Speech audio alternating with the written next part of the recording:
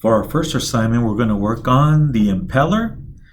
This one, we're going to do the impeller using Catia V5. I will create a separate video for Catia 3DX or 3D Experience. So let me first start by launching Catia V5. Okay, so here's my icon using my student license. I'm using the 2020 license, Catia Student V5 6R 2020 license. If you're able to access 2021, go for it, or you can use an older version if you like. On campus, we're using 2017 Catia. Okay, while Catia is loading, let's take a look at the impeller.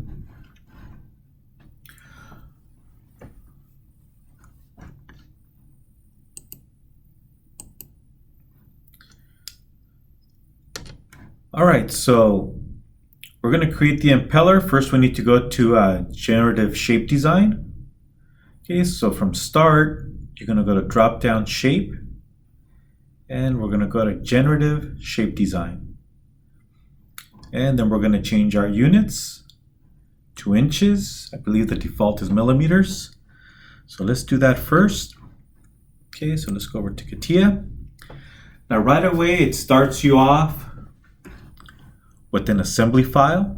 So you see product. We're not going to create assemblies in this class. So you can just go ahead and close this. So I'm just going to simply hit the little X here on the upper right corner, not the large one. That'll close Catia. So we'll just close this default file. Close it. Okay, so we're going to go into Generative Shape Design. So let's go to Start, drop down to Shape, and Generative Shape Design.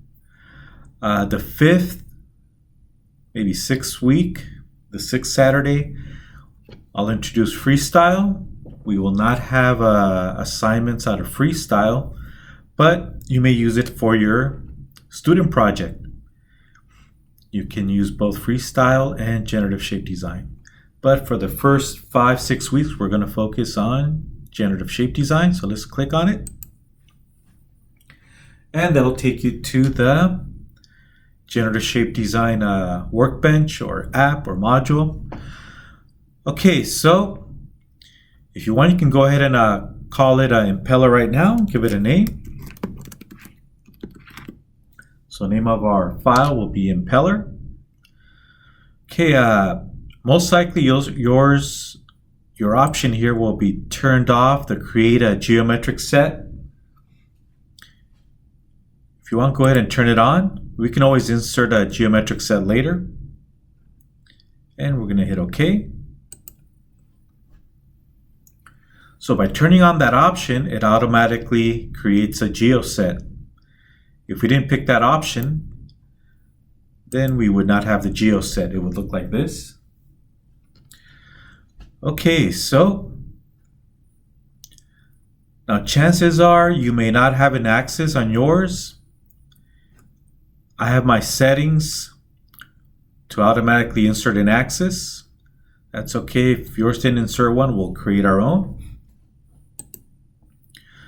All right, so let's first start by inserting a geoset, and then we'll change our units. Okay, so we're going to go to Insert, Geometric Set.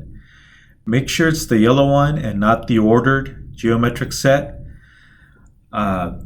This one, the ordered geometric set, forces you to keep everything in line, similar to a family tree. You have to keep all the grandparents on top, then parents, then children at the bottom. This forces you to keep everything in line, like a family tree. But a geoset lets you move things up and down in any order. So don't use order geometric set. I don't think I've ever seen anybody use it, but once in a while you will see them. So let's go to geoset. And you can go ahead and give it a name now. I'm just going to hit OK and let it default to geometric set. Okay, let's say I did want to give it a name. I'm going to go ahead and right click Properties. And we're going to start by creating one of the blades first. Okay, so I'm going to call this Blade 1 GeoSet. So our impeller has 3 different types of blades. So let's go to Feature Properties, and I'm going to call this Blade 1. And okay. So there it is. So this will be the geometry for Blade 1. So all the wireframe, points, surfaces, everything will go into Blade 1, and then we'll create a GeoSet for Blade 2 and so on. All right, so let's change our units. Let's go to Tools, Options. Okay, so most likely the tree here will be collapsed, so just hit the plus, it'll open it up, go to Parameters and Measure, go to the Units tab, click on Length, it'll highlight it, and you can go over 2 inches. Again, most likely yours will default to millimeters. And again, if you want to go with millimeters, you're welcome to use millimeters, okay, or meters, any unit you like. Okay, so let's go to inches and hit OK. All right, so let me first show you the impeller I created a few years back. All right, so once again, create geosets. So we'll be creating them along the way. If we mislabel it, we can always go back and fix it. Okay, so this is our goal here. Here's our completed impeller. Okay, so let's go to ours. So I'm going to go to Window. So I can go back to my new impeller. Okay, so currently I have 2 windows open. I can go Window Vertical so you can see both of them. Here's the original one, and here's my new one on the right. Let me go ahead and maximize this window. Okay, so here we go.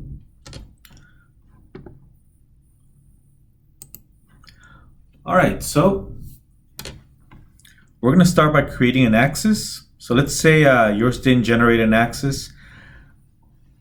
My settings are set up so that it will automatically include an axis. Yours may not. Okay, so let's go ahead and create an axis system. Okay, so we're going to click on the axis icon, and we're going to default to 0, 0, 0 coordinates, or XYZ will be 0, 0, 0. Okay, and this will be our axis system. Okay, so let's go back to Catia.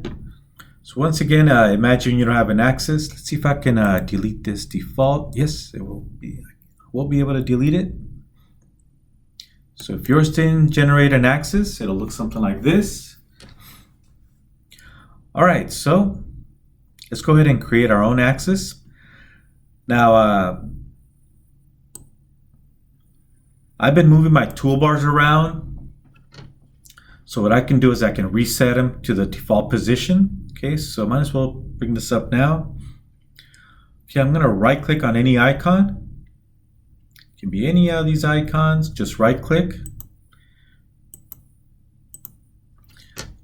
Okay, and anything with the check mark will be shown. So any toolbar you see at the bottom, along the top or the side, you'll see a check mark. So most likely your graphic properties toolbar is not on. I prefer to turn mine on so I can quickly change colors or line thicknesses, for example. All right, so if you want to turn that on, click on it. It'll put a check mark and it'll load your graphics properties toolbar. Now, if you've been moving your toolbars around and you forgot where's the line command, I can always go back and go to the default settings for the toolbar. So I'm going to go all the way down to Customize. Customize. Okay, so I'm going to go to the Toolbars tab.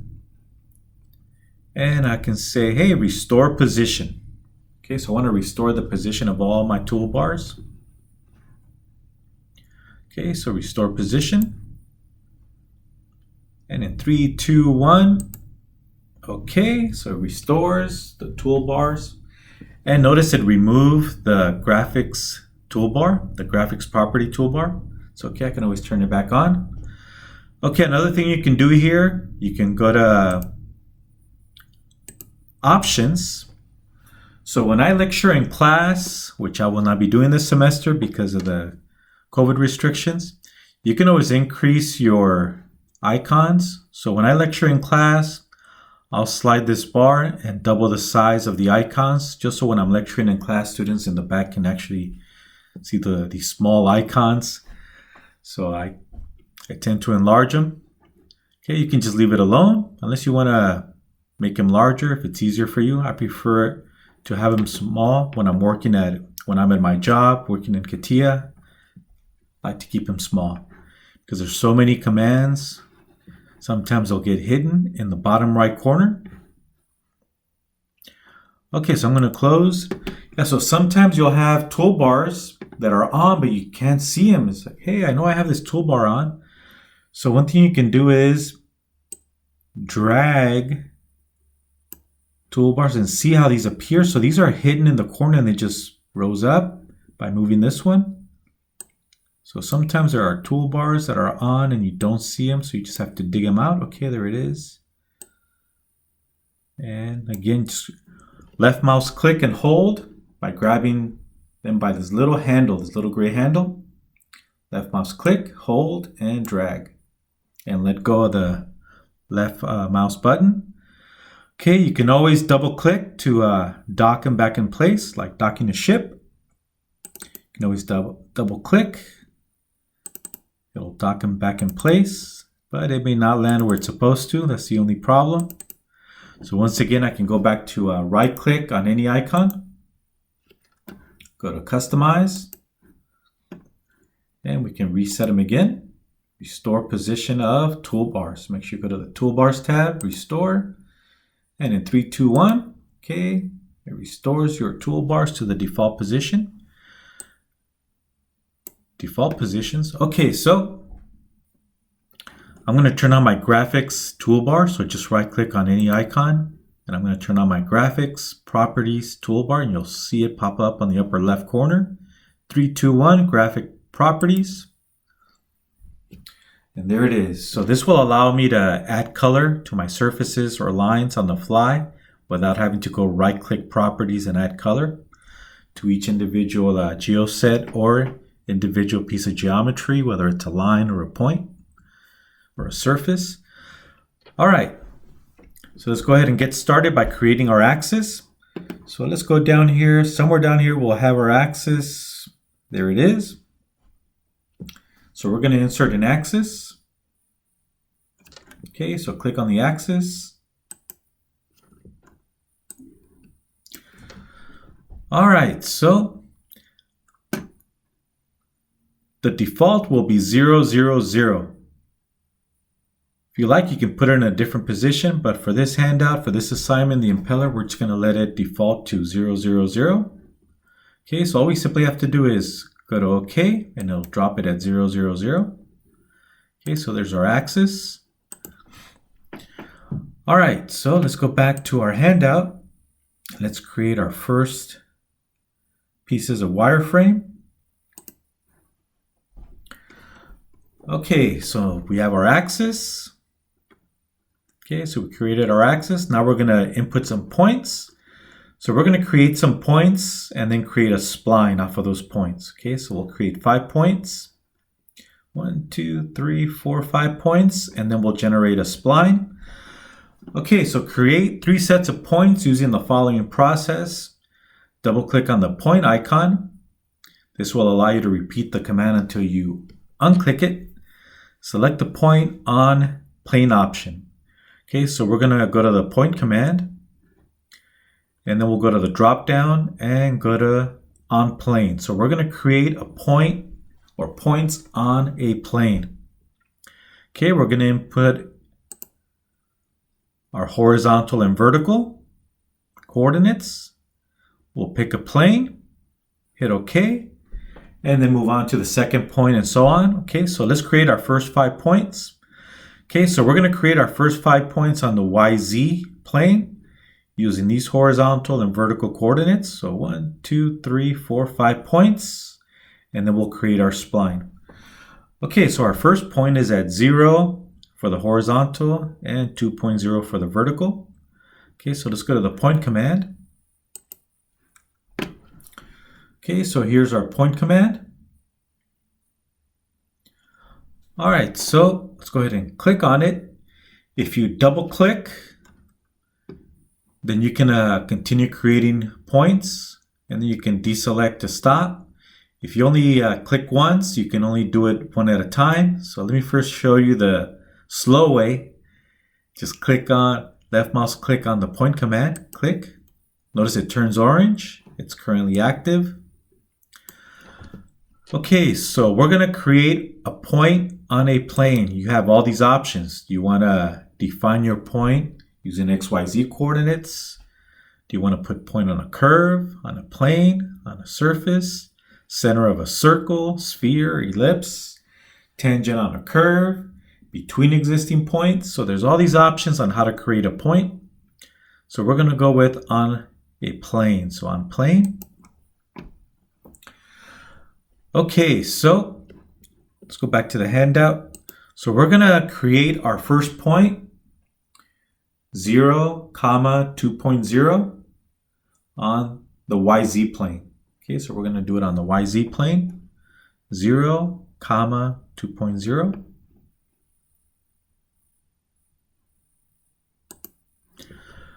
Okay, so we're going to pick the YZ plane. Notice how this is blue. So it's waiting for you to input in this line, the plane. Let's say it was not selected. Let's say it's not blue. Let's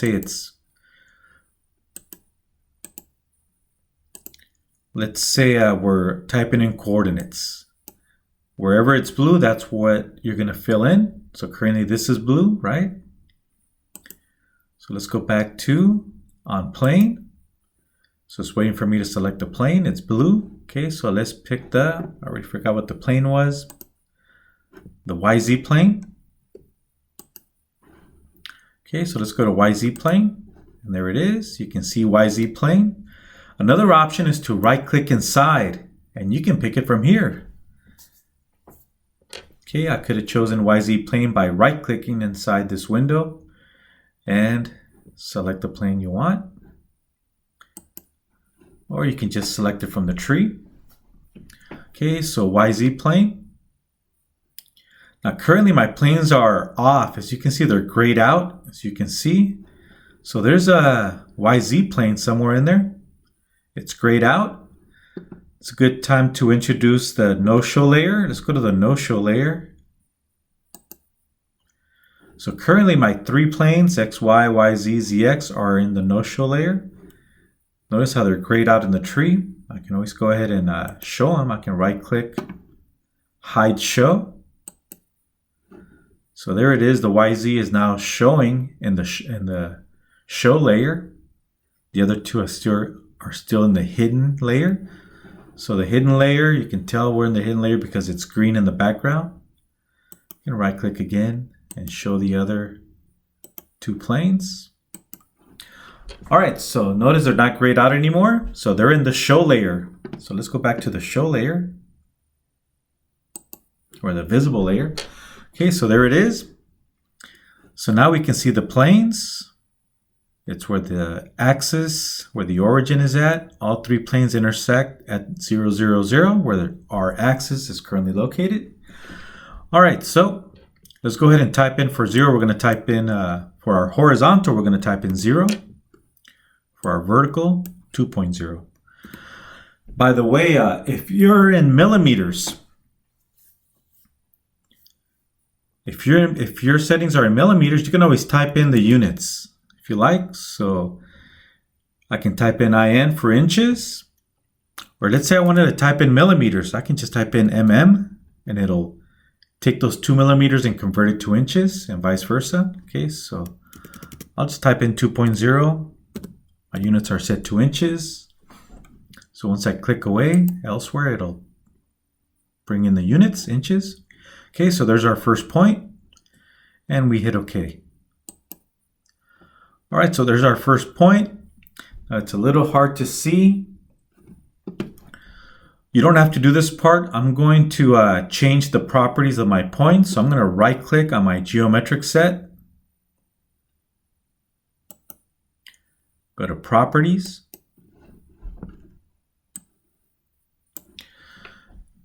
Okay, so I'm going to go to Graphic Properties. And the first option is the color of your surfaces. Okay, so we don't have any surfaces yet, but this is the default color for any new surfaces we create. I'll go back and change it later. This is for the edges on surfaces. And the next one is the color of curves, lines, splines. Okay, so I'll come back and change that later so it stands out. So let's go to points. Okay, so for my points, right now the color is white. I want him to pop so we can easily see him. These little white points are very difficult to see, so I'm gonna change the color. I'll make him yellow. And instead of a little X, I'm gonna go with a square. Okay, click. So now any point in this geometric set is gonna show up in yellow and squared for our point. Okay, so I'm gonna hit apply. And you can see it already change. You don't have to hit apply, you can just go to OK. And there it is, there's my point. It's a lot easier to see. You don't have to do this part. I like to do it because it's just easier to follow. All right. Now, one thing I did forget to mention, anytime you're creating geometry, you have to know where it's going into. So right now our geometry is going into the blade 1 geometric set. So make sure it's underlined. Notice how it's underlined. If I wanted to create something to go into the part body, I would right click, define in work. And notice that's underlined. So any new geometry I create, it'll go into the part body. Now some of you are gonna be motivated to start working on your assignment and you start working and forget to create a geo set and you start dropping all your geometry into the part body. That's okay, I don't have a problem with it. But you may encounter problems later on because a part body is just like an ordered geometric set where it forces everything to be in order, like a family tree, versus a geo set where you can freely move things up and down. Things don't have to be in order. Okay, so if you do it in part body, it's okay, but I'm giving you that warning. You may have trouble later on moving things around as far as your geometry. It's going to force you to keep children towards the top and, by mistake, grandparents towards the top and children towards the bottom. Okay, so let's go back to GeoSet. So I want to drop everything in my Blade 1 GeoSet. So I'm going to right click, define and work. So now it's underlined. So any new geometry will drop into this folder. So again, think of it as your binder. And these as dividers. Okay, so we're gonna put everything under the Blade 1 divider. Okay, so now let's create more points. Okay, so since I'm gonna create a bunch of points, I'm gonna double click. Okay, so double click. So every time I hit OK, it'll keep asking me for the next point and so on. Okay, so let's go back to the YZ plane. Okay, so it automatically went to on plane. By selecting YZ plane, it automatically went to on plane. Okay, so there it is, YZ, or I could have right clicked and picked YZ. Okay, so our next point is 0.1 and 1.98.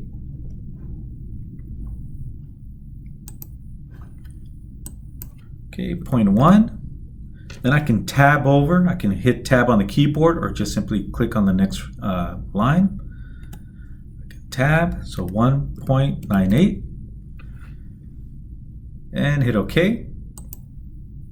Okay, so there it is, our next point. Okay, and by hitting OK, that was asking me for the next point. Okay, so let's go back.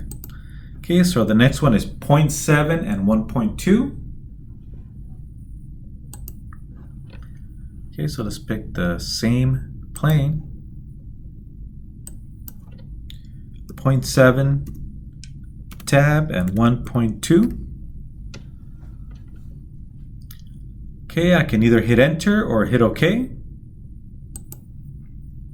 And it goes on to the next one. Let's go ahead and pick our plane again, YZ. Let's look at our next point. 1.5 for the horizontal, 0.2 for the vertical.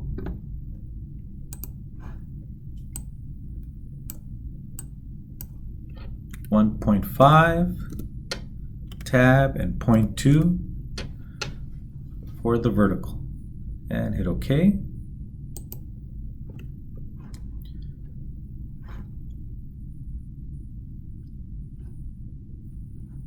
Okay, so let's pick our next one, our YZ plane. Once again. Okay, and our final point is 2.6 and 0. 2.6 comma 0.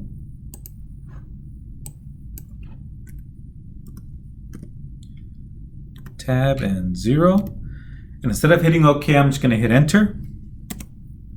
And there's our 5th point. So we're done creating our 5 points. So now we can exit by hitting cancel, or we can just deselect point. Notice how it's orange. Okay, so that's the current command that we're in, the point command. So I can just click on it or just hit cancel to exit the command. Okay, so we got our first 5 points done. Okay, there we go. I may have mislabeled this geoset, but we'll find out in a minute, or in a few minutes, as we're going down the PDF file. Okay, so actually, we're not creating our first blade, we're creating our center surface. Okay, so I'm gonna have to relabel that geoset. So let's go ahead and do that. Let's call it our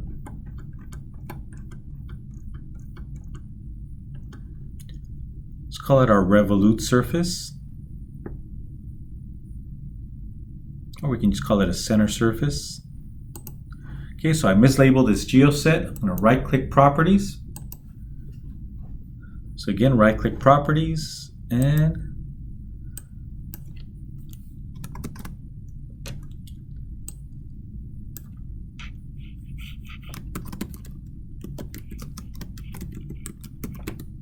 okay, so this will be our center surface geometry.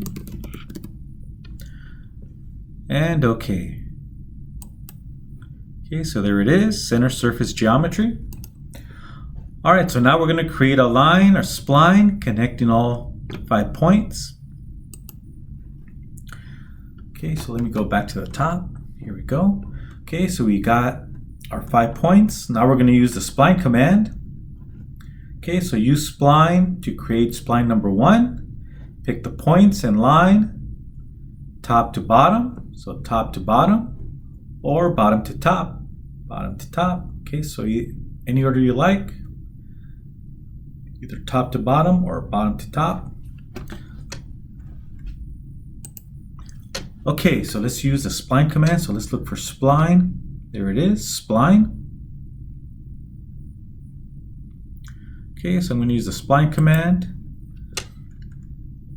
Okay, so let's start with the first one, point number 1. Number 2. By the way, I can pick it from the tree also, so I can go point number 2, number 3, number 4. And by the way, I prefer to select from the tree. It's just safer because you don't want to misclick by mistake and click something else. And point 5, there it is. Okay, so we're done creating our spline, so we can hit OK.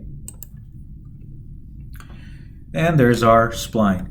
Now I'm going to also change the color of my curves. So I'm going to go back to properties. I'm going to right click properties. Go to the graphics tab. And remember, I have the yellow dots or yellow squares for my points. Okay, for points, you go to the last one. Second to the last is for curves and lines. So I'm going to change the color. I'm going to make them, what is this, cyan? And I'm going to make them a little bit thicker. So this will change the thickness. Let me go to thickness 3, number 3. Let me hit apply, see what it looks like. Okay, so right now it's orange because it's currently selected. The geoset is selected, so anything inside that geoset will turn orange. letting me know it's selected. Okay, so let me hit OK. And click in space to deselect. So right now, anytime you select a geoset or a point, it'll turn orange to let you know it's selected. So I'm just going to click in space to deselect, and there it is. Okay, you don't have to change the color if you don't want to. I prefer to change the color because it's easier to find. It's also easier on the lectures. It's easier to follow. All right, so there's our first wireframe and points. Okay, so let's go back. All right, so now that we have our spline, we're going to use a Revolve command to create a Revolut. One thing I did forget to mention is when you create a point, if we go back, our first point will be labeled as point 1, and then point 2, point 3, point 4, point 5, and so on. Later on, when we create another point, that'll be point 6. Okay, so when we create our first spline, Catia automatically named it Spline 1. When we create our Revolut to create the surface, it's going to call it Revolut 1.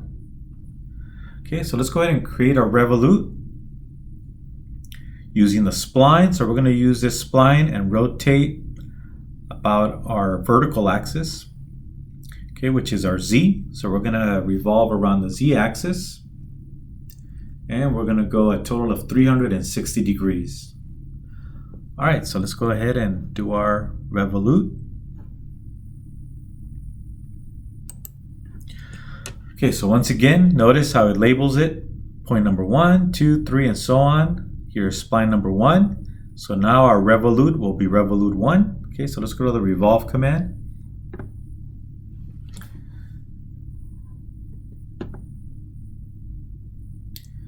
Okay, I don't see it, so let's go here. See this command, extrude? If you go to the drop down, there's a little arrow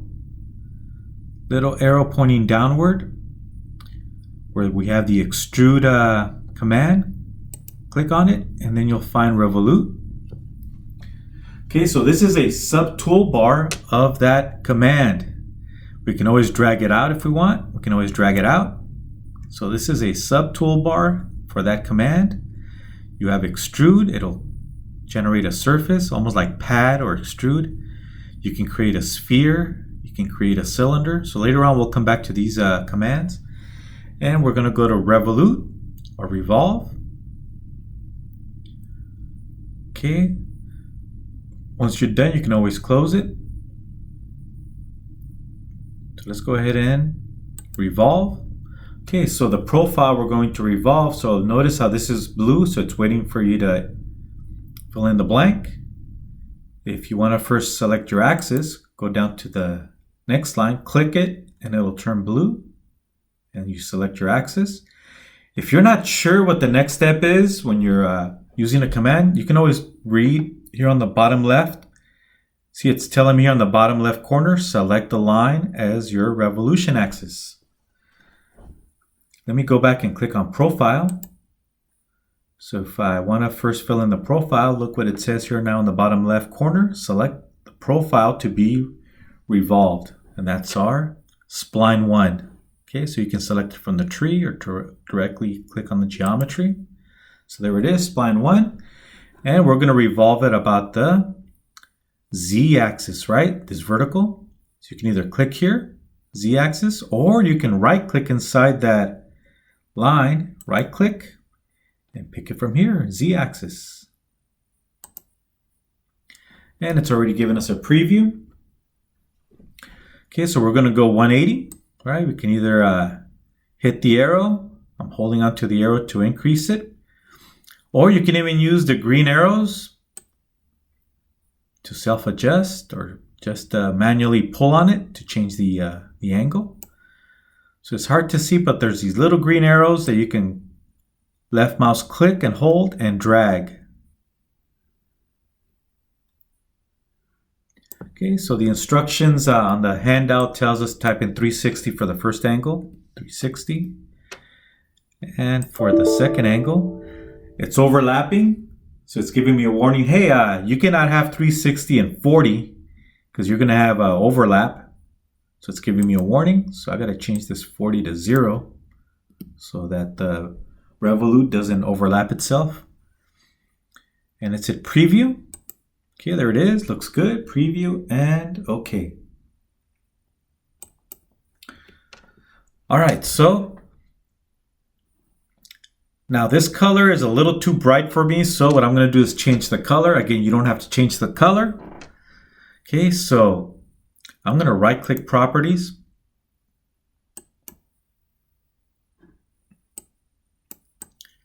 Okay, go again to the graphics tab.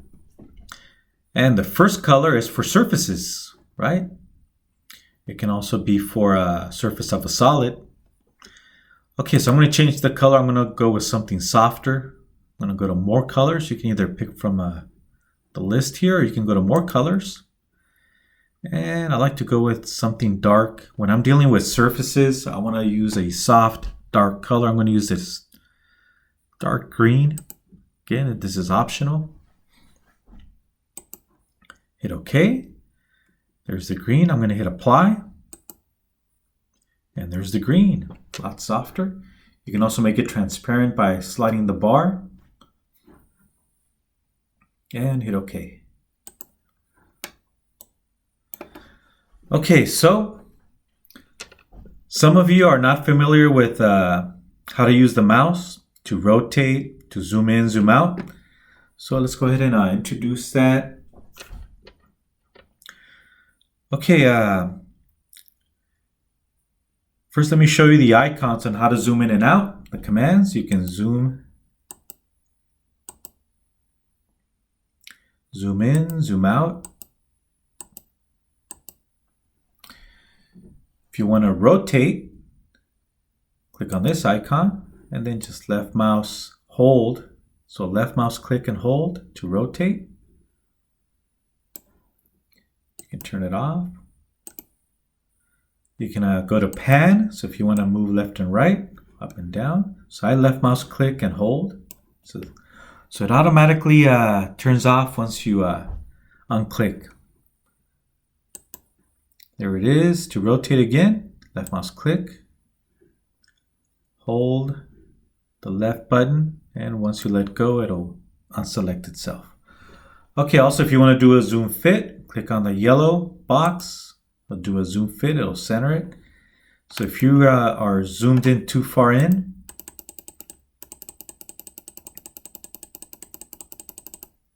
you can always do a zoom fit. And there we have it. Okay, now the mouse. Let me show you how to use the mouse to quickly zoom in and out. It does take practice. It's going to be frustrating at first, but once you get good at it, it'll help you move a lot faster. Okay, let me go back to my Cat 31 lectures.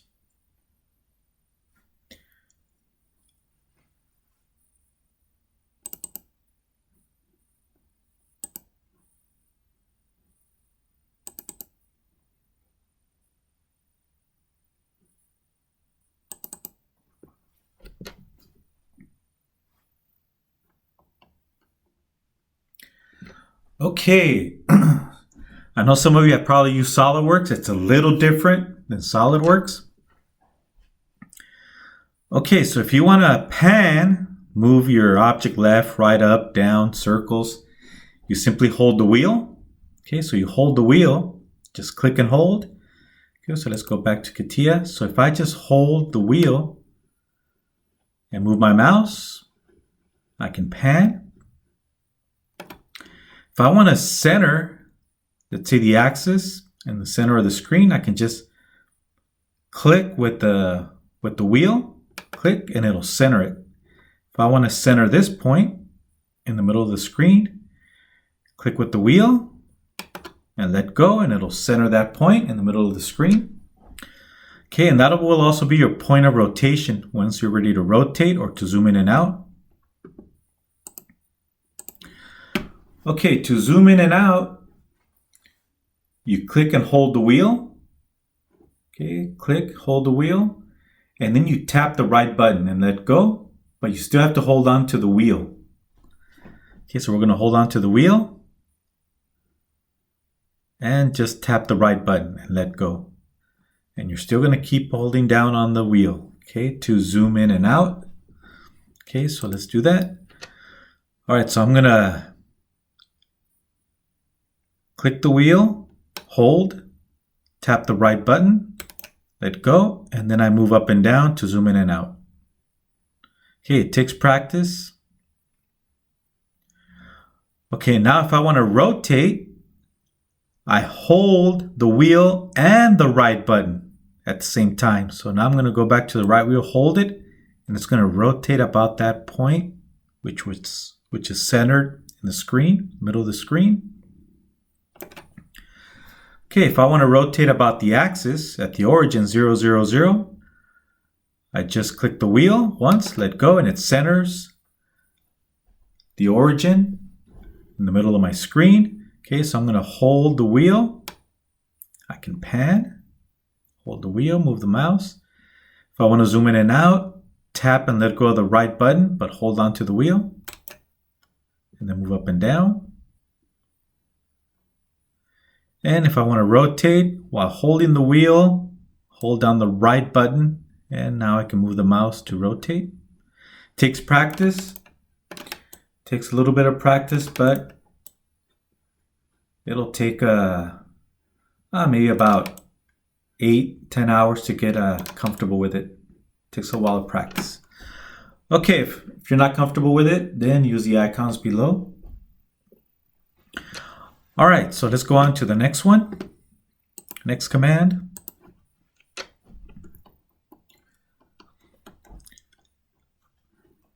Okay, so here we have the option to hide. So now it's telling us, after we created our Revolut number 1, now we're going to hide. Okay, so it says hide all except the axis. So they're asking us to hide everything. Okay, so you can click on this command to hide everything. So we're going to hide everything except the axis. Okay, so let's go back. All right, so here it is. Here's the hide or show command. Okay, so I'm going to double click.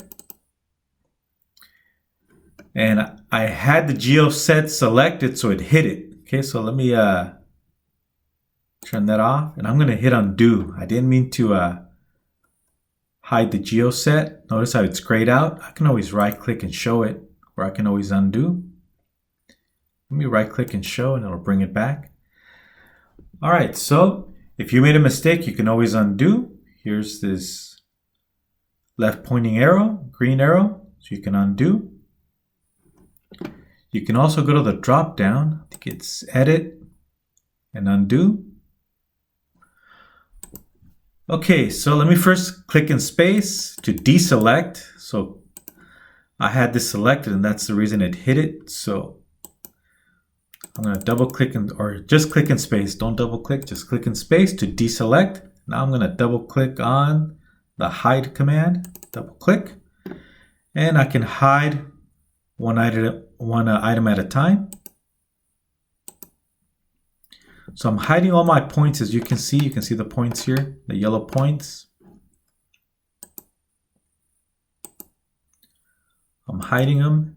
You can tell because they're grayed out in the tree. And we're going to hide the spline. And we're going to hide the Revolut. Okay, now the question is, well, can't you just hide the entire geo set? Yep, we could have done that too. And it would automatically hide everything, even though it wouldn't turn gray. The items inside the geo set would not be grayed out. But if you turn off the geo set, it'll turn off everything. Okay, let me deselect this command. Okay, so we still have our axis. Okay, they did tell us to hide everything, so I'm going to go ahead and hide the XY plane. So I can do it manually. Right click, hide, right click, hide, right click, hide. And now the only thing we have is the axis, just as the PDF states. Okay, so let's go back. Okay, so now we're going to create a plane. So put a plane at z equals 1.5 by selecting the plane command. And with the dialog box values, plane type, you're going to pick offset plane.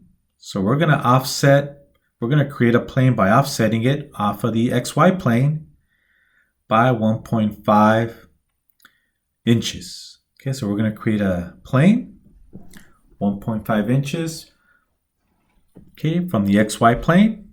In other words, we're going in the Z direction. All right, so we can pick the XY plane from here, and we can also pick it from the axis. We can pick the XY plane off of the axis, or we can pick the XY from the tree here. Okay, so I'm going to select it, but not yet. Let me first go to the plane command. So let's go to plane command. Now we're currently done with Revolut, so I can either close this off, and there's Revolut, as you can see. You can always go to extrude. Let me close this, cancel.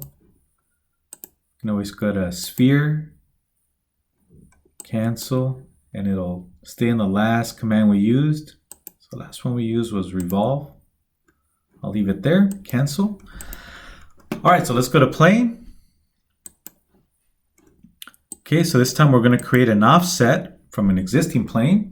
Okay, so what's our reference? The XY plane. Okay, so XY plane.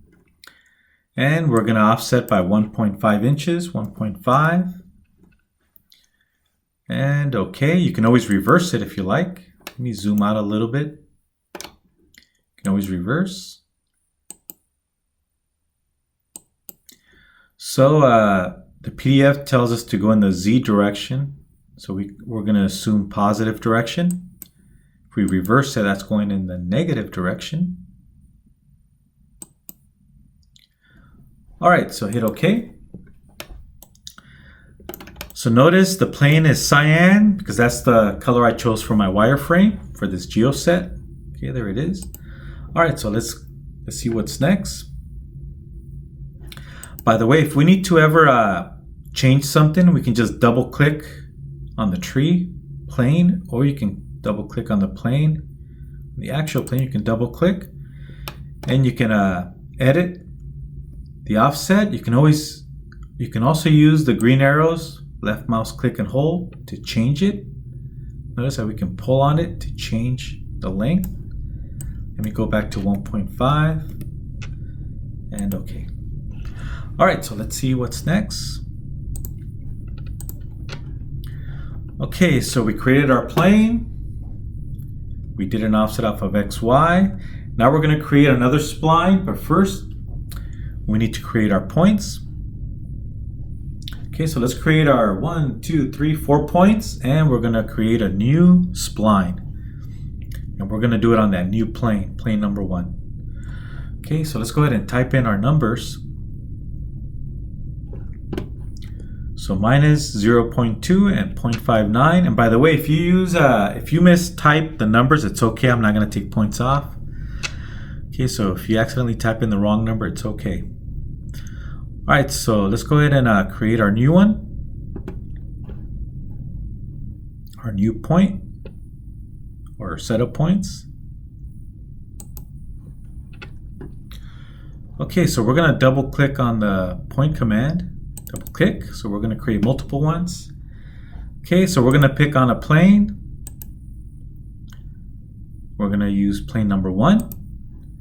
Okay, our first number is minus 0.2. Tab, and I already forgot the number. So minus 0.2 and 0.59. Okay, type in 0.59 and we can hit enter. Okay, so there's our new point. Okay, so now it's ready for another point. So let's pick our plane again. So now we're going to point number 7. Click the plane. Okay, next point is 0.25 and 1.0. Okay, so 0.25 and 1.0.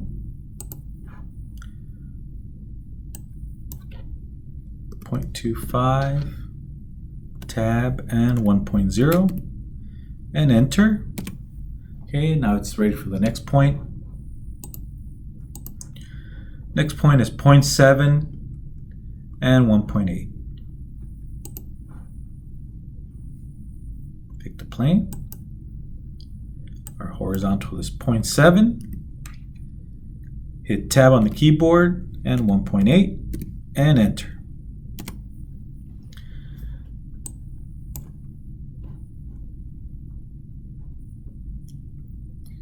All right, and our final point, 1.25 and 2.165. Pick the plane. 1.25, tab, and 2.6. Whoop, already forgot what it was. 2.165 to 165. 2.165. Okay, and hit enter. All right, so we're done with our points, so we can hit cancel. And let me zoom out a little bit. Okay, now we can see our new points, all 4 points. Okay, so we're going to connect them with the spline. So let's create our second spline. Go to spline command. And it doesn't matter which order. Well, I should say go bottom top or top to bottom. So the order does matter. Just go top to bottom or bottom to top. Okay, there it is.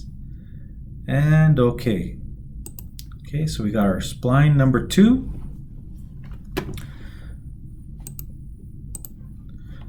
Okay, so now we're going to do a Revolut. Whoa, hold on a second. We're not going to do a Revolut. That'll be further down the line. Okay, so it's telling us retrieve our first Revolut. So remember, the first one we made is asking us to retrieve it. So we're going to go into the no show and we're going to show it. Okay, so we'll come back to spline number 2. So we're going to do something with spline number 2 in a later step. All right, so let's first show Revolut 1. Okay, so we can either go here on the tree, Revolut 1, and we can right click and show. There it is. Let me rotate it. Okay, there it is. Okay, so we have our spline 2 and we have our Revolut 1. Okay, so let's see what's next. Okay, so now we're going to project. Okay, so we're going to take Revolut 1, we're going to show it, and we're going to project spline number 2 onto it. Okay, so we're going to take spline number 2 and we're going to project it onto the surface, and it'll create this projection here. Okay, so we're going to project spline 2 onto our surface. Okay, so, and the direction is the Z direction. Okay, so this is the Z direction, up and down. All right, so let's go ahead and project. So let's look for project, and there it is, right below plane. Okay, so click projection. All right, so project it, select the point or curve to be projected. Okay, so we're gonna select spline number 2. The support, we're going to project it onto this surface. So this surface is our support. And click.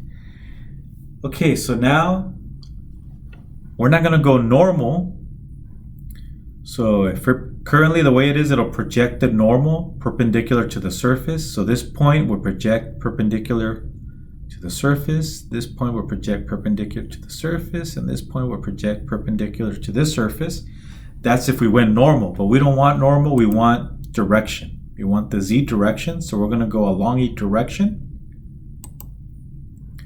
Okay, so we're going to project it straight down vertically. Okay, so direction, I'm going to right click and say, hey, I want to go in the Z direction. You can see here on the compass, vertically, Z. Okay, and we're going to say give us a preview. And notice it projects it straight down onto the surface. As you can see, there's our projection. And OK. Okay, so we took our spline number 2 and projected it onto the surface. All right. Let me, the lighting is too bright, so I'm going to change my lighting. I'm going to go to, see, Tools, or let's go to my mistake, View, Lighting. I'm going to change the way the light reflects off of the surfaces. I'm going to go View, Lighting. So my lights are they're just too high. So right now I have 2 light bulbs. You can see the 2 light bulbs reflecting from the top. So there's 2 light bulbs coming down on it. So I'm going to go to the 1 light bulb, make it softer, easier to see, easier on the eye. You can put zebra stripes. We'll talk about zebra stripes later on, or neon lights when we talk about freestyling and also analysis. 2 lights, 1 light.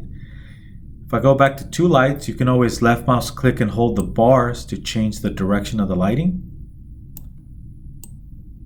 So I can left mouse click and move. It's just like the sun is coming out, right? Sun sets. Okay, you can also change the contrast, the softness by sliding on these bars.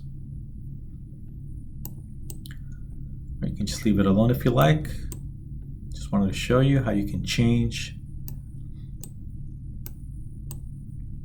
Okay, and I'm going to go down to 1 light bulb, and there it is, just easier on the eye. Okay, hit OK. All right. Just easier to see my wireframe. That's the reason I'm turning down the lights. Okay, so let's go on to the next step.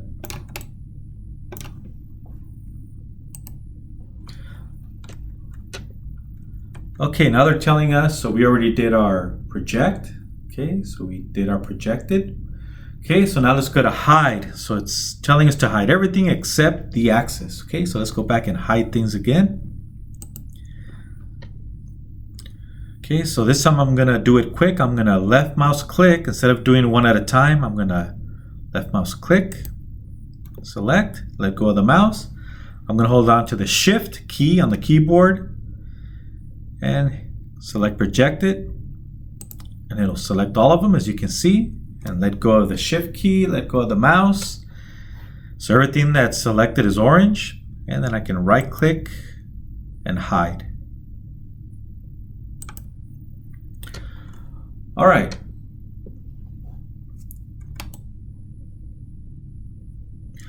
Okay, so all we have is the axis on. You can see everything else is turned off. One thing you don't want to have is to have the geo set off and then all these pieces off. Okay, so and I'll show you in a minute why you don't want to have that. So let's go on to the next step. After this step, I'll show you why. All right, so now we're going to create a new spline with these 3 points. Okay, so let's use the point command, and we're going to create our first point on the YZ plane. And our first point is 1.3 and 2.0. Okay, so let's go to the YZ plane to create our first or our next 3 points.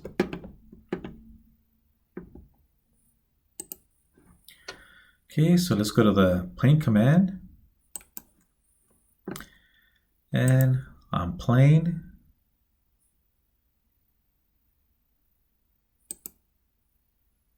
oh, my mistake.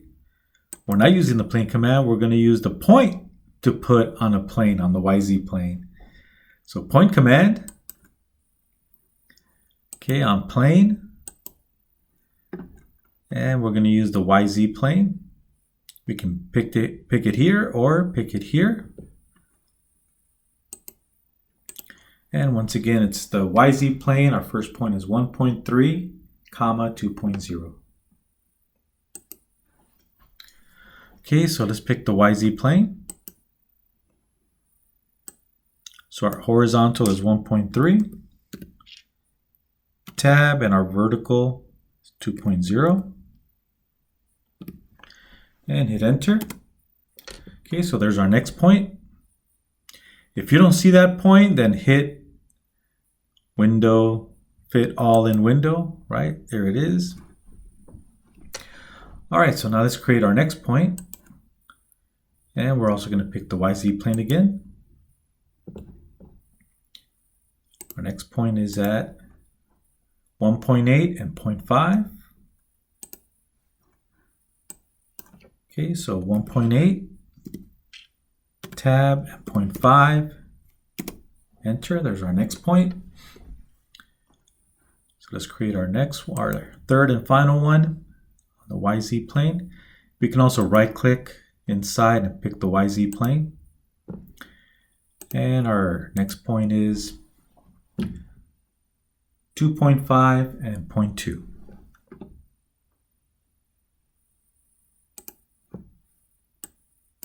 Okay, 2.5, tab, 0.2, and enter. Okay, so there's our 3 points. Let me close this other PDF. Don't need it anymore, close it. All right, so now we're going to create our spline. Okay, so we're going to connect the 3 points with the spline, and then we're going to create our next Revolut using that spline 3. Okay, so let's go ahead and do that. And we're going to rotate about the z-axis. Okay, so let's speed things up a little bit. Going a little too slow. Let's speed things up. Let's connect the 3 points using a spline. And OK.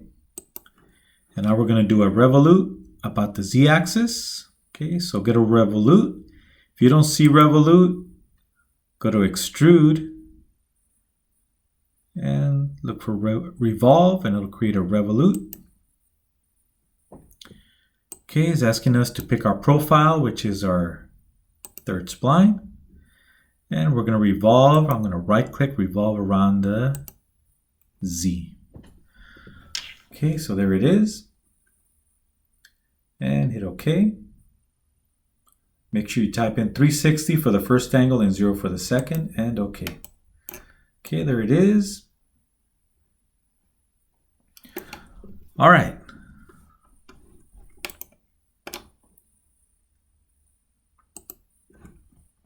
Okay, so we just created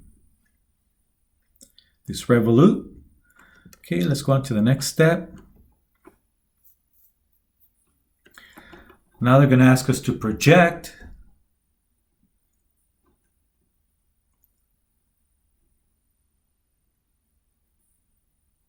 So we're going to take our first projection, the one we created a few steps back.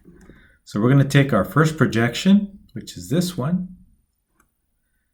And now we're going to project it onto this new surface. Okay, so we're going to take our first projection and project it onto our new surface, Revolut number 2.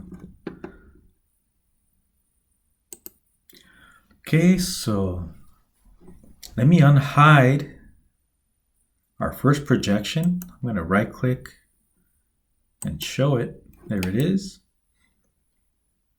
So that was our first projection, project number 1. We're going to project it onto this new surface, which looks like a hat. Okay. And we're going to go in we're going to use normal this time. So the first time we went in the Z direction vertically, this time they're telling us to project it normal to the surface. Okay, so let's go back. Okay, so we're going to take our project number 1 and project it onto this new surface. Let me click on space to deselect. And let's look for projection. There it is, projection. So we're going to project number 1 onto this surface. Okay, this time we're not going to go vertically along a direction, so I'm going to say normal. Okay, so normal and okay. And there it is. So we projected project number 1 to create project number 2, and we did it onto the surface. Okay, let me hide spline number 3, which created this Revolut. Let me hide spline number 3. Okay, so let me explain to you what just happened with this project normal. All right, so we projected this lower curve onto the surface using the normal option. So what it did is it took this point and projected it perpendicular or normal to the surface, and that's the result. It took this point and projected it onto this surface, perpendicular, 90 degrees, right, normal, and so on. So every single point on this curve has been projected normal to the surface or 90 degrees. So that's the reason we get this result. All right, so let's go back. Okay, we're going to start making some blades pretty soon. Okay, so, and by the way, when we did our normal project, we had our nearest solution on option. So nearest solution on when we did our projection. Let me show you that we did have that on. I forgot to mention that. So if I double click on project 2 to see what was our input, there it is, nearest solution. You can have that off or on. Most of the time you'll use, I'd say 99% of the time, you're going to pick nearest solution. Okay. So you want to go to the nearest area of the surface. You don't want it to project on in a different direction. You want to go as close as possible to that surface. All right.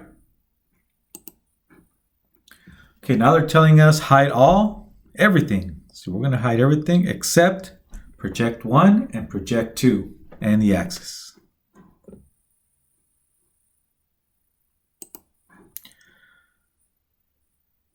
Okay, so we're going to leave project 1 on. I'm going to hide the points, right click hide, and the Revolut hide. So we're only keeping project 1 and project 2 open. Okay, so now we're going to start creating our blades. So I'm going to go ahead and insert a new geo set. So we're going to create our first blade. So I'm trying to stay organized. So let's go to insert, geo set. And I'm going to call it blade 1. And okay. Okay, so blade number 1. So now we're going to start creating geometry to create our first blade surface. Okay. Okay, so connect the tops of the two curves. So we're going to create this line using the line command. So line command to connect these two curves.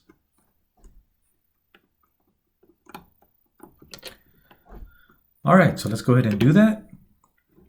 Okay, so using the line command, let's create this line to connect them. Okay, so let's go ahead and connect. Let me zoom in. I can do a zoom fit also. There it is, zoom fit. All right, so using the line command, notice how the blade 1 geoset is underlined, so it's going to drop it in here. If this is not underlined, right click, define. So whichever of these three is underlined, that's where it's going to drop any new geometry we create. Okay, so let's use line command, line. And we're going to use the point to point option, the first option. Okay, make sure you pick the point. There it is, click. That's point 1 and point 2. And there it is. You can extend it if you like. You can extend the line if you like. Make it longer. But we're not going to do that. We're going to type in 0 as far as extension. We're not going to go beyond that point. So I'm going to make sure these are both 0. Okay, so 0. I'm not going to go beyond the points. But you do have that option, just so you're aware. We're not going to use a support like a plane or a surface. I will show you how to use that on one of the tutorials, how to project a line onto a surface that you're creating, but that'll be on a later video. Okay, so there's our line. Hit OK. All right, so let me give it some color. So I'm going to right click on blade 1. I'm going to right click properties. Okay, and I'm going to go to the graphics tab and I'm going to give the line some color. I'm going to go with cyan again. If you want to pick a different color or just use the default, that's fine. And I'm going to use thickness number 3. Apply. There it is, and OK. And click in the air to deselect, or click in space. Okay, so there it is. Okay, so now we're going to create a surface. All right, so we're going to use the multi-section surface definition command. Kind of looks like a surface you would see on a covered wagon, like during the time of the Wild West, the covered wagon. So most designers, most engineers that use surfacing tend to refer to it as loft or lofting. That's the old school term. You rarely hear somebody say, yeah, use the multi-section surface command. They'll say, hey, use the lofting command. Okay, so we're going to use lofting. We're going to use project 1 and project 2 as our sections. And for spine tab, for spine, we're going to select line 1. All right, so let's go ahead and do a loft. So we're going to create a surface from projection to projection curve, okay? And then we're going to use this line up here as our guide.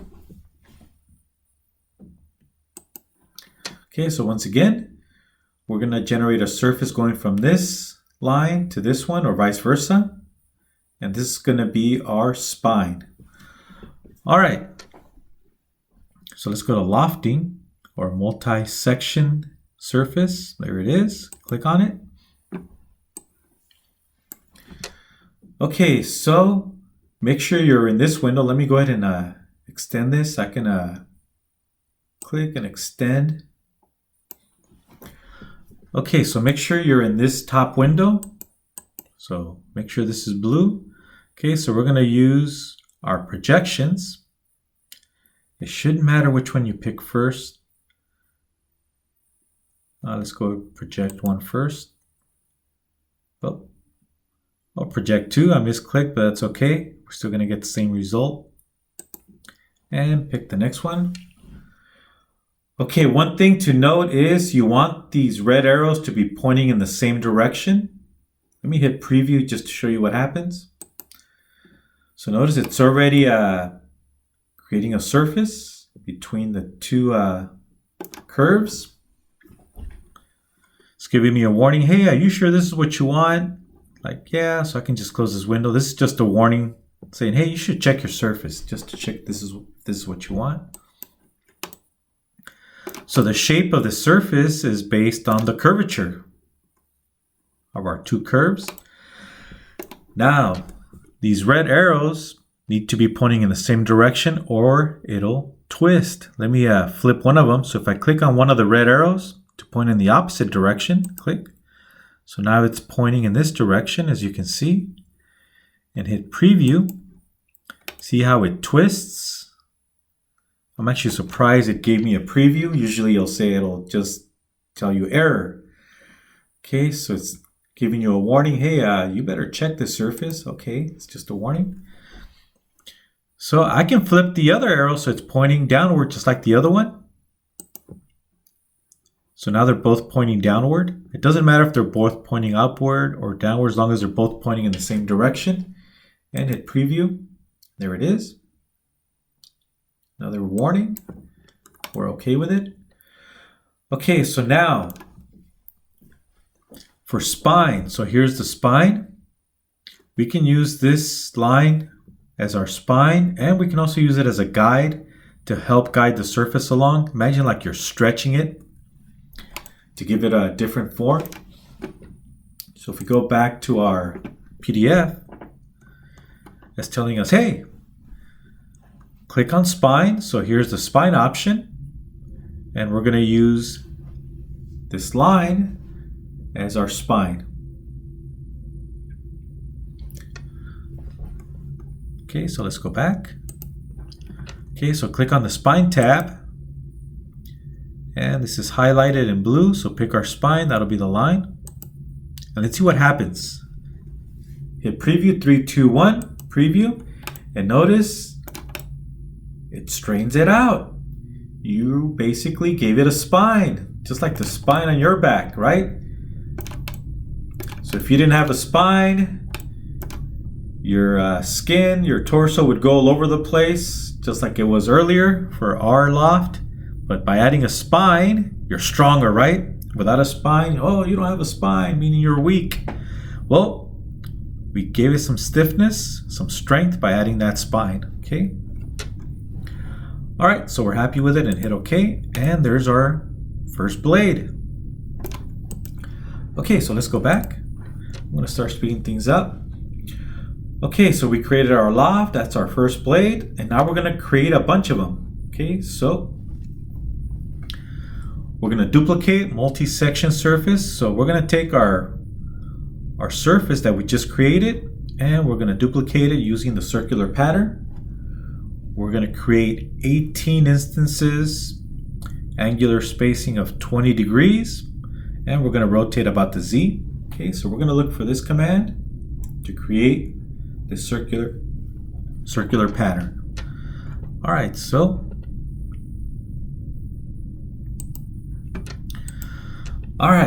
let's go ahead and look for that circular pattern. So let's go down the list, see if we can find it. I don't see it. If you don't see a command, you can always go to the drop down, go to Insert, go to Tools, and you'll see some of the commands in here. Let's see, go to Insert. See, there's the wireframe toolbar, the law, surfaces, operations. So we're going to learn wireframe, surfaces, operations in the tutorials.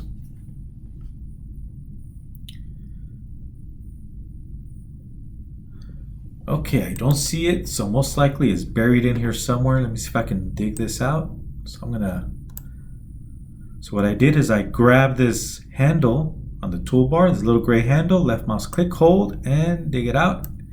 And there's the pattern. So this is a rectangular, and we can go to circular.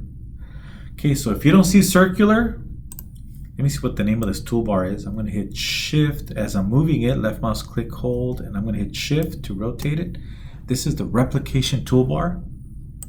Let's see if we have it in here.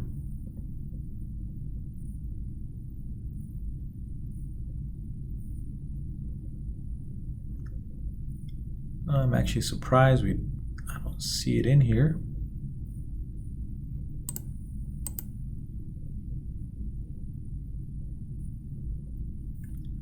All right, so thought I could find it in the drop down. All right, so we had to find the Replication Toolbar.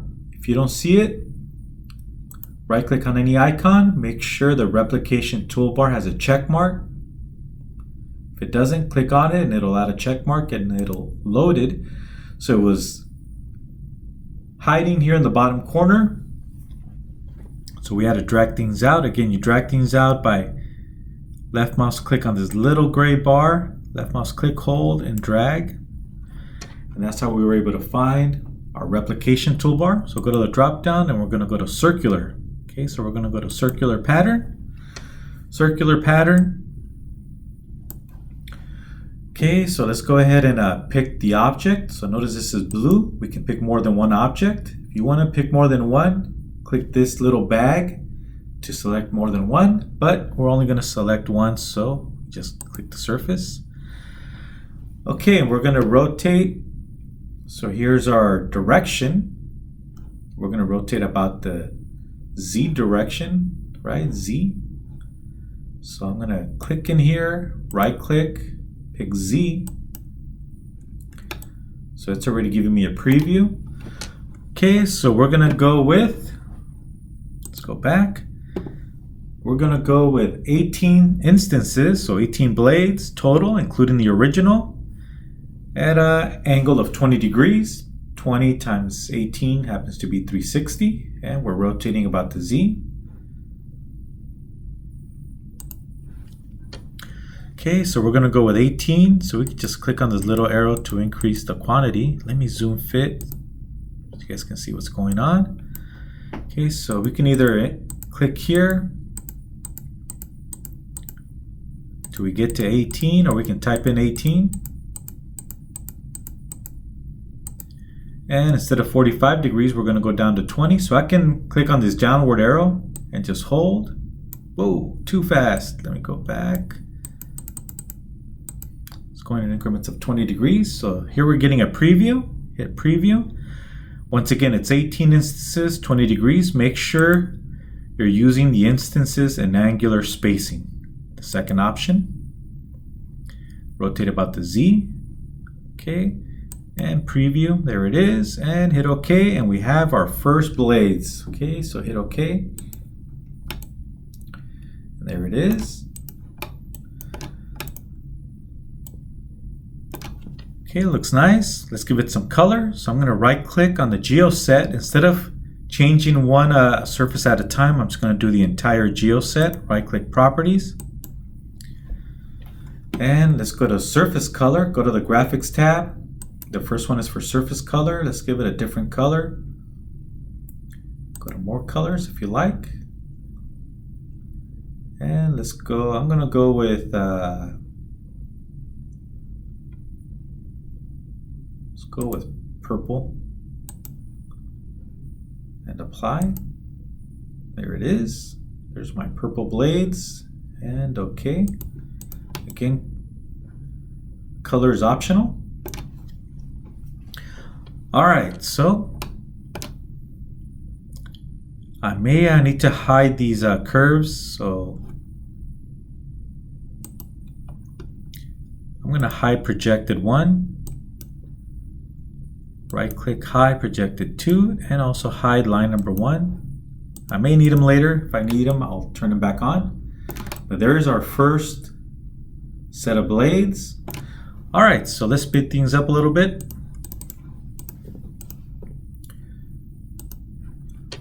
Okay, so now they're telling us to hide all except projected 1 and projected 2, which I just hid. Okay, so we're going to hide all the blades, and except for, and we're going to keep projected 1, projected 2, and the axis on. Okay. Okay, so let's go back. We're going to unhide projected 1, or project 1. We're going to show it. Project 2, right click and show. And we're going to turn off the blades so we can turn off the circular pattern, hide it. And we're going to hide the multi-section, hide it.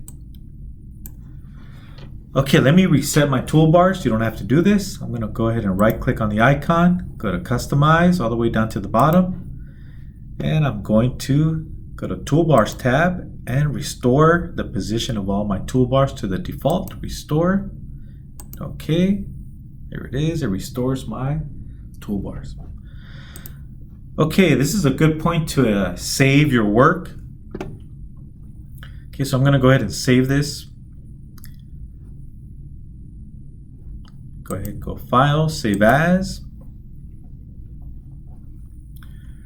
Okay, I'm going to call it Impeller 2021. I have so many different versions of it. I'll call it 2021. Impeller 2021. If you just want to call it Impeller or a different name, go for it. Okay, save it in your flash drive, on your desktop. If you don't have a flash drive with you and you're on campus, save it to the desktop and then email it to yourself as an attachment. So that way you have a copy of it through your email. Okay, and I'm going to save it onto my flash drive, my Cat37 folder, and save.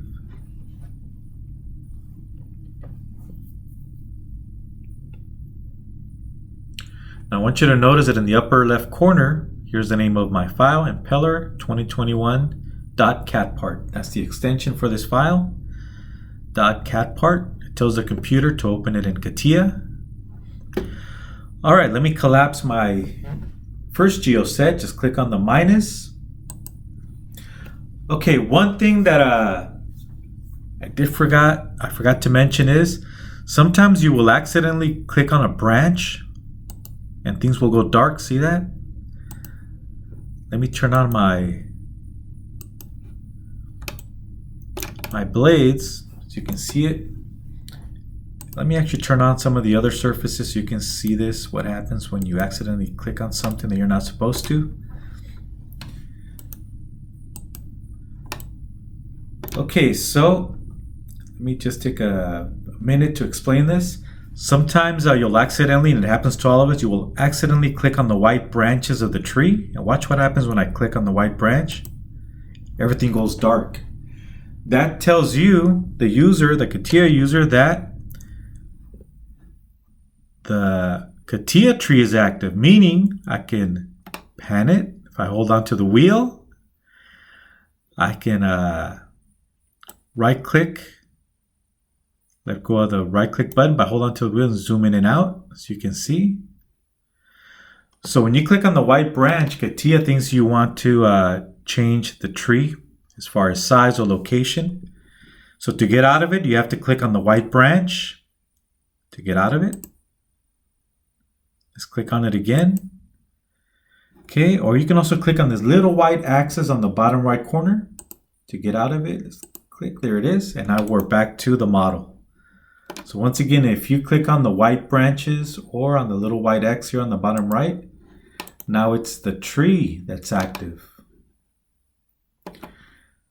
Okay, if you ever lose your tree, like so, it's gone, I lost my tree.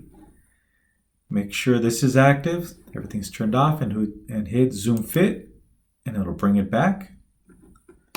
Okay, you can once again zoom in and out of it. Let me pan a little bit to the right. All right, so to get out of it, click on the little white axis, and now we're back in the model. Okay, so just wanted to, that's the only reason I turned on these surfaces, just so it was easier to see when things go dark all of a sudden. That means the tree's active. And to get out of it, just click on the little white X or axis. All right, so let's collapse the geoset. I can physically right click on the surface, right click and hide it. Right, I can do that, right click and hide. Let me hide the blades. Okay, so let's go back. Okay, so we hit everything except project 1 and 2 and the axis. Now they're telling us to rotate project 1.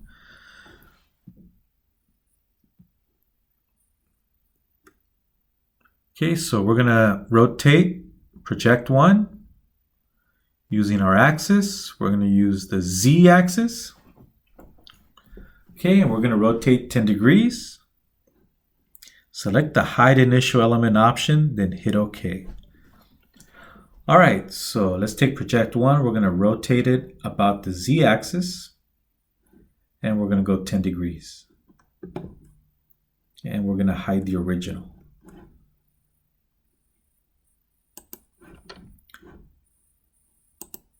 Yep, project 1. Okay, so let's look at project 1. Okay, so we're going to create our new blades. So let me go ahead and insert a new geoset. Insert geoset. We're going to create our second set of blades. And hit OK. All right, so we're going to take project 1. Select it. Well, you can pre-select, you don't have to. Let me click and space to deselect. All right, so now we're going to rotate. If I can find rotate.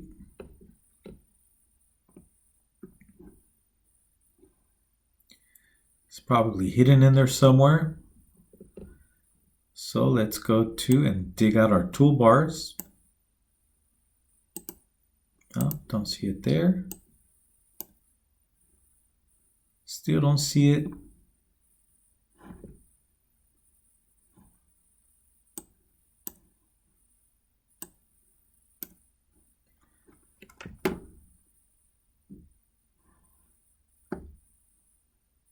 All right, let me go the long way. Go to Insert.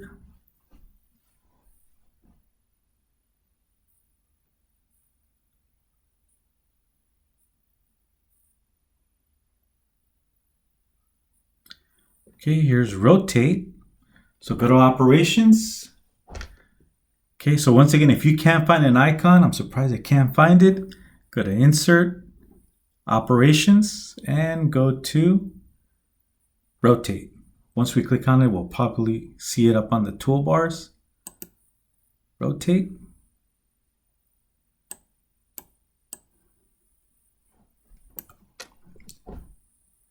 Let me dig out another tool. Oh, there it is, actually. There it is. It was there the whole time. Didn't see it. Okay, so instead of translate, we're going to rotate. Okay, so click on it, rotate, it's active. Okay, so we're going to take project number 1. And we're going to rotate about the Z. So I can right click, rotate about the Z axis. And we're going to type in 20 degrees, 20, and we're going to hide the original. Okay, so we're going to click on the hide the original element, which is project 1. It's going to hide it, the original one. Hide, see how it hid it. And okay. So there's our new curve shown in white. Project 1 is in the no-show layer. If we go back, it's in the background, right? This is to go swap between the no-show and visible layer. All right, so just to show you project 1, let me right-click and show. So we rotate it 20 degrees about the Z-axis. And it gave us this white curve. Okay, let me go back and hide project 1. All right, so let me give it some color. I'm going to right click on Blade 2 Geoset Properties. And I'm going to give it the same color. You can give it a different color if you like. Go with cyan, thickness of 3. Okay. Okay, so there's our rotate 1. Okay, let's go back. Okay, now it's telling us repeat for project 2. So we're going to do the exact same thing for project 2. Let's do that again. Okay, so let's do a rotate again.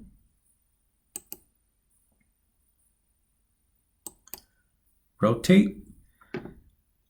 Project number 2.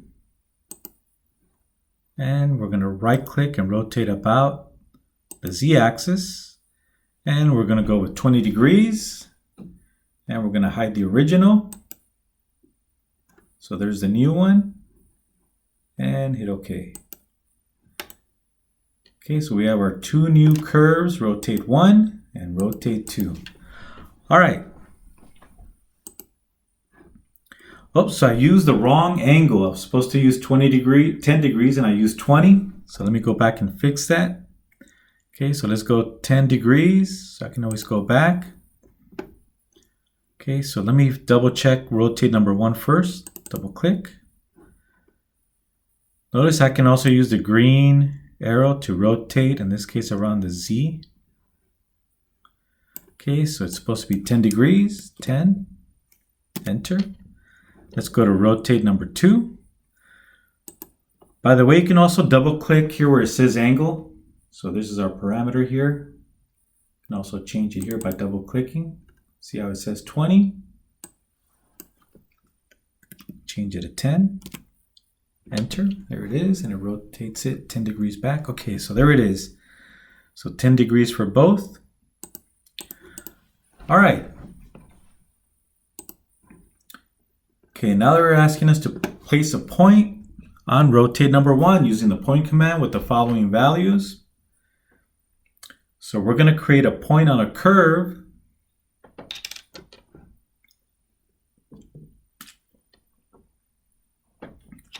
with the length of 1. The type is geodesic, so I'll explain that in a minute. So let's go ahead and add our point to rotate 1 with the length of 1 using geodesic instead of Euclidean. All right, so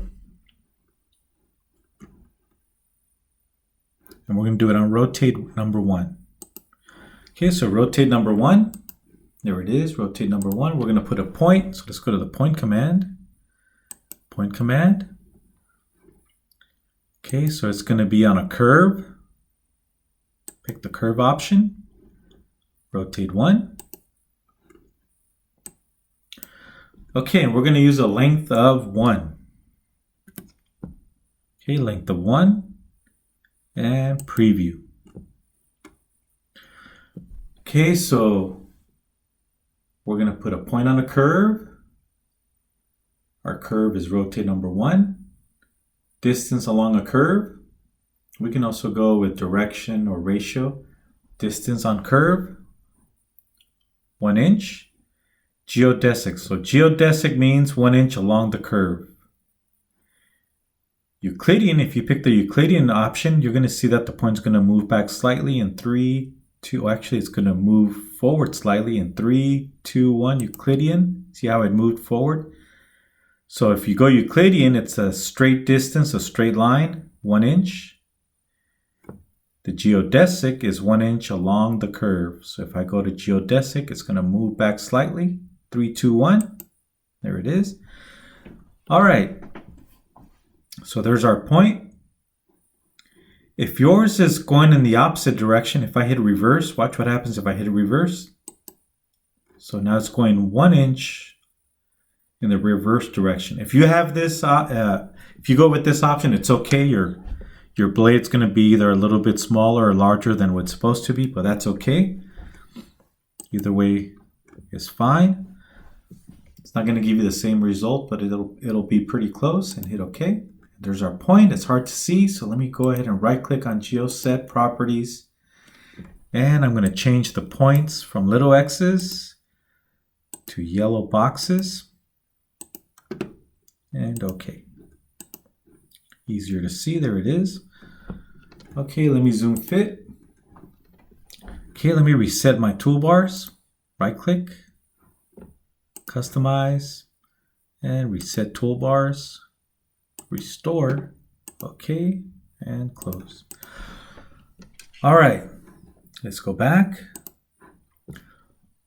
Okay, so we placed that point on that curve, 1 inch in length, geodesic. Now we're going to do the same thing for project 2, except we'll use a length of 1.3, geodesic. Okay, so let's do the same thing for the next one. Okay, so for rotate 2, we're going to put a point. Click on the point command, on curve option, which is the second option. Click rotate 2, that's our curve. And we're going to use a length of 1.3. And we're going to keep it geodesic. And preview, there it is. And OK. Okay, so we have our 2 points. All right, let's go back. Okay, so now we're going to split them. So use the split command to split curve, rotate number 1. So we're going to split our first curve.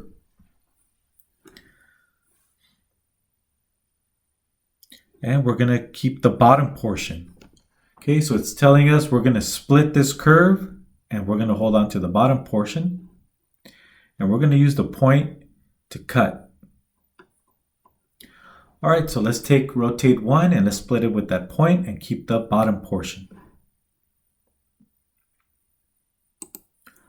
Okay, so let's go to rotate number 1. We're going to split this curve with this point and hold on to the bottom portion. Okay, so let's use the split command. So here's the split. It looks like a saw. And it's sawing horizontally. Don't go with the vertical one. We'll talk more about trim later. The vertical saw, we're going to go instead with the horizontal saw. Okay, so click on it. So this is the split command. So what are we going to split? The split rotate 1 with this point. Okay, so we're going to cut rotate 1 curve. And our cutting elements, we can cut with more than one element. So now we're in this box. What are we going to cut with? The point. Okay, notice the top is orange, so it's going to keep this portion. We can either reverse it and say other side, or we can click and say, no, we want the bottom portion. and it'll turn orange. So it'll keep the orange one. Again, you can always click other side to flip it. Okay, so it's going to keep the one that's in orange, and okay, and it'll get rid of the top portion. What happened to the top portion? Well, it's in the background. The original curve is in the background, and here's the result after we split it.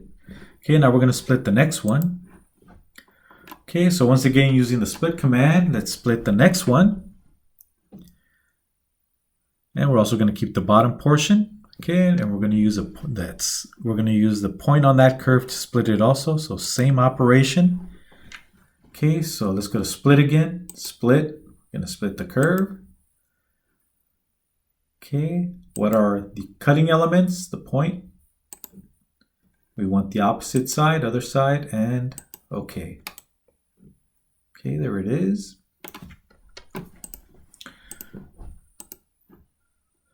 All right, so now we're going to connect them. So here we have our two curves, our two split curves, and now we're going to connect them with a line.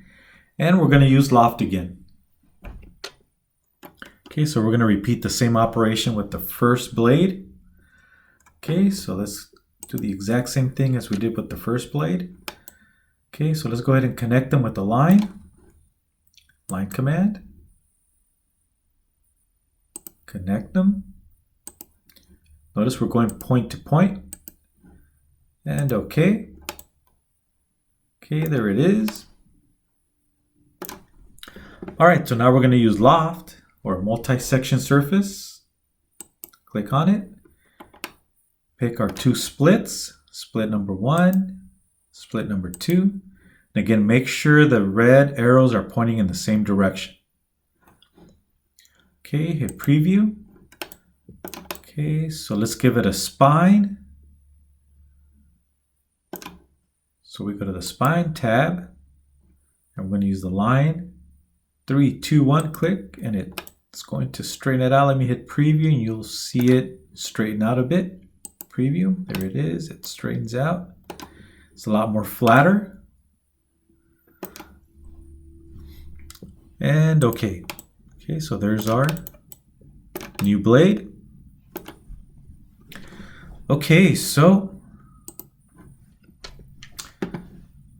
for this new blade, we're going to use circular pattern again. And we're going to use the exact same values as before. So if we go back to the previous blades, the previous pattern, we're going to go with 18 instances and 20 degrees for our spacing. And we're going to rotate about the Z. Okay, so we're going to repeat the exact same pattern.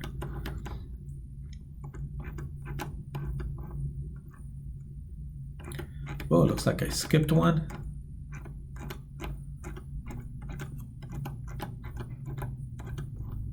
No, looks like we're good.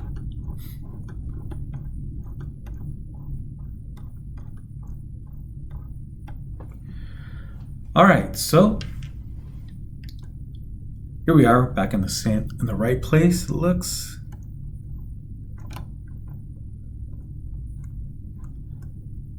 Okay, so it looks like I probably skipped something. Let me go back.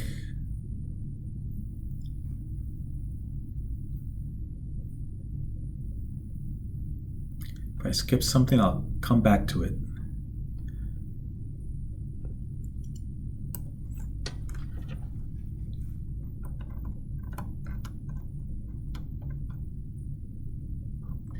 Okay, so let's go ahead and rotate our new loft surface. Okay, so blade number 2. So we're going to go with rotate. So let's dig out that toolbar. So we need to dig it out. There it is. We're going to rotate. I'm going to go with rotate. Rotate the surface. Okay, there it is. Direction. We're going to right click in direction. Right click, select the Z. And we'll stick with 18 instances and 20 degrees. So it's going to default to the last input we used for this command, and preview. There it is.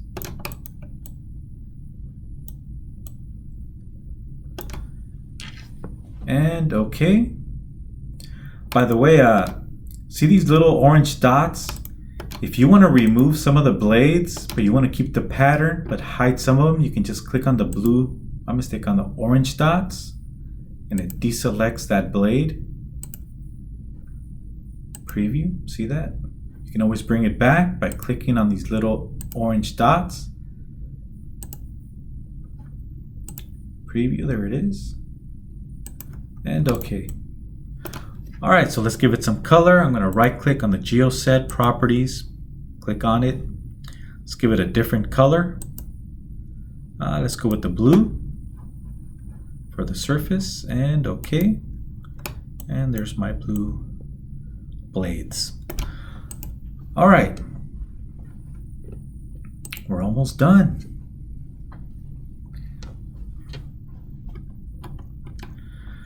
Okay, we're almost there. So we need one more set, third set. So we're gonna rotate project 1 and project 2 again about the Z, but this time we're gonna use 5 degrees. And we're gonna repeat the same process as we did up here. We're gonna trim the curves, connect them, and create new blades. So we're gonna do the third set. So we're gonna hide everything except project 1 and 2. Okay, so let's hide this pattern. Hide it, and I'm going to hide all this, hide it, hide the points. Okay, so we're going to go back to project 1 and 2, repeat the same process, just different numbers. Okay, so project 1, project 2, we're going to rotate them again, but let's first insert a new geoset. Okay, so we'll call it blade 3.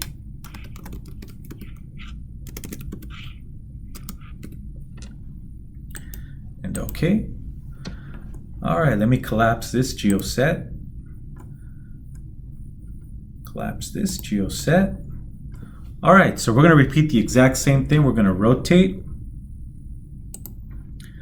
Okay, so we're going to go back to project 1, project 2. And we're going to rotate them 5 degrees this time about the Z. Okay, so previously we did 10 degrees, I believe. Now we're going with 5 degrees to create the third and final set of blades, and we'll be done. All right, so let's use the rotate. Okay, let me first drop this back to its place. Okay, so rotate is in this toolbar. Okay, so we're going to rotate, right, the second option. So click on this little downward arrow to give us more options, rotate. Okay, so we're going to rotate, okay, project 1. Okay, so select project 1. We're going to go about the Z, and we're going to type in 5 degrees, and OK. Oh, we want to hide the original one. So hide the original and hit OK. There it is. Okay, now we're going to do the same thing with project 2. Right, project 2, I can pre-select it and go to rotate. There it is, project 2, right click, about the Z-axis, 5 degrees, hide the original, and OK. So there's our new curves. Let's go ahead and give it some color. Right click properties. And I'll make it cyan again. Oh, that's for surface. So for this, for the blades, let's go with green. For the blades, for the surface that we're going to create eventually. And for the curves, I'm going to go with cyan, thickness of 3. OK. Click and space to deselect. All right, so we're going to put a point again, but this time we're going to use a different number. We're going to use 1.5 for the first one and 1.93 for the point. And we're going to use geodesic again. Okay, so 1.5 and 1.93. Okay, so for the first rotate, we're going to put our point. Okay, and we're going to go with 1.5. We're going to go geodesic. Okay, 1.5 and preview. There it is, and okay. There's the point. Let me change the point so we can see them. Right click properties, and for points I'm going to go with yellow again and rectangular. Okay. Okay, so there's our point. And for the second point, we're going to go with 1.93.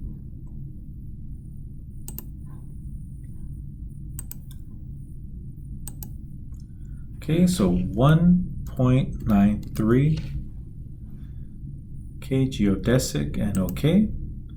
And once again, we're going to trim. I think we're going to keep the bottom portion again.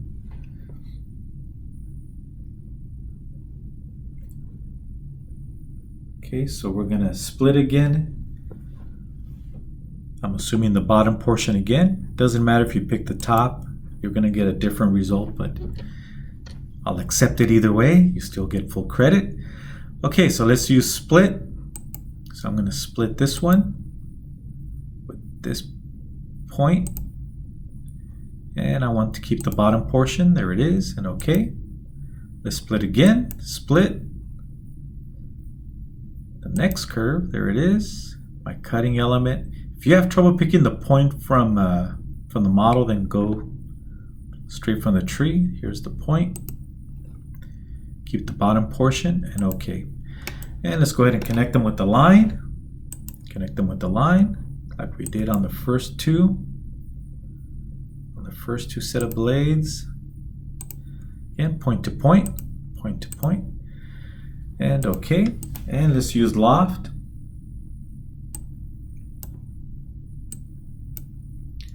Loft or multi-section. Okay, so we're going to loft from this curve to this curve. Make sure the red arrows are pointing in the same direction. And let's use our line as our spine. And preview. There it is. And okay.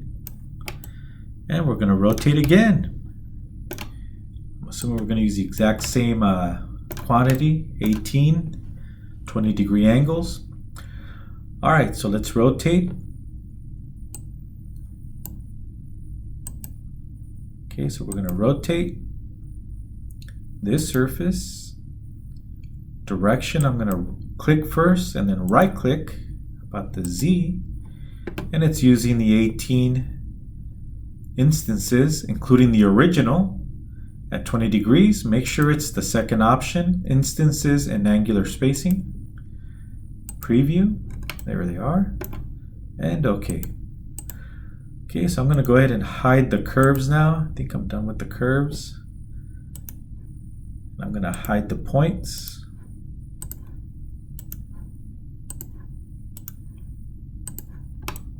Okay, so there's my blades. All right, so we're almost there. Oh, actually, I didn't use the correct instances. We're going to go with 36 instances at 10 degrees. Okay. Okay, so 36 instances at 10 degrees. Double click on the circular pattern. So 36 instances. Tab at 5 degrees. Does that sound right? 10 degrees. Yeah, okay, that sounds better. 10 degrees. 10 times 36 is 360. Preview. There they are. A lot more blades, and okay. Okay, and to finish it off, let's turn on the other blades. Okay, let me collapse this one. Open this one. Let's look at our second set of blades. There they are. And let's take a look at our first set of blades.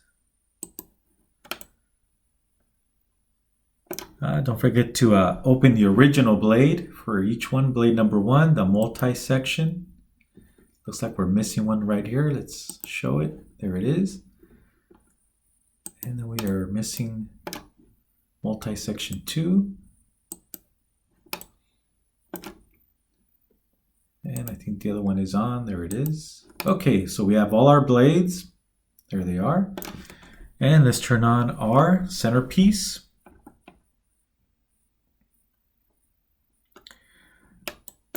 To make it look like the final picture.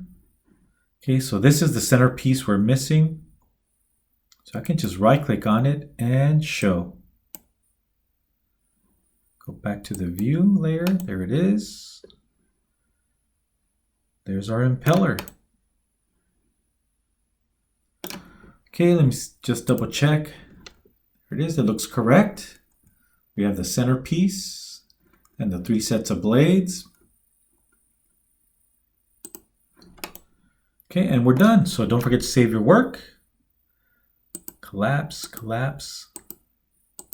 Okay, so once again, you don't have to label your geosets. If you just want to use one geoset, I'm okay with it. You're not going to lose any points, but when you're out there working in the real world, you will get in trouble if you don't label your geosets or your part body. And make sure you also name your part. So I'm going to go ahead and File, go to the drop down, File, Save. If you haven't saved it yet, hit Save or Save As, and save it onto your flash drive or your desktop. Save. Okay, so this is the end of the impeller assignment. I will create a separate video for the 3DX experience. We're going to follow the exact same steps using the same commands, except the commands are down at the bottom and not along the periphery of the screen. All right, end the video.